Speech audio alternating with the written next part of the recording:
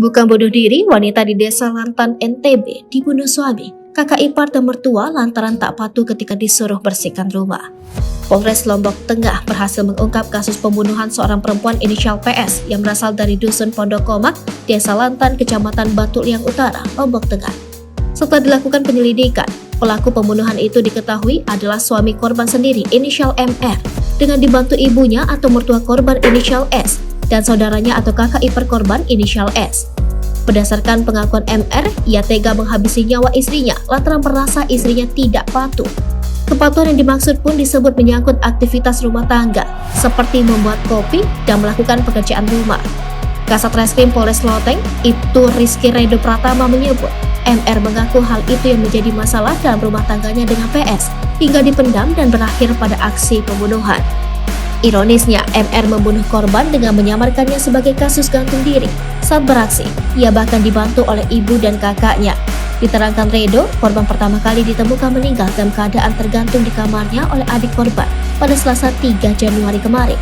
Meski dibuat seolah-olah menyerupai kasus gantung diri, petugas kepolisian menemukan indikasi tindak pidana dan mengungkap pembunuhan yang dilakukan MR.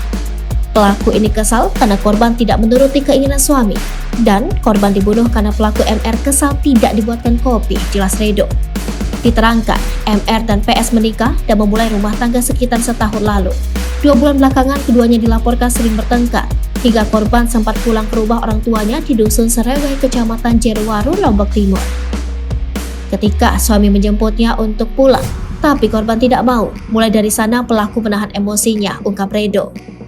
Terkait kasus pembunuhan itu, telah diamankan beberapa barang bukti, antara lain sebuah tali nilon berwarna putih dan tali berwarna biru untuk menggantung korban di sebuah paku, dan sebuah dingklik kayu yang digunakan pelaku untuk menghilangkan jejak. Dingklik kayu yang kita amankan ini digunakan pelaku supaya seolah-olah korban melakukan bunuh diri, imbuh Redo. Berdasarkan hasil penyelidikan pihaknya, MR diketahui telah berencana membunuh istrinya sendiri sejak Minggu 1 Januari lalu. Rencana itu pun disampaikan pelaku ke ibu dan kakaknya yang kemudian membantu aksi keji tersebut. Sejak hari Minggu, MR telah berencana membunuh dan menyampaikan kepada kakak dan ibunya untuk membunuh istrinya, pungkasnya.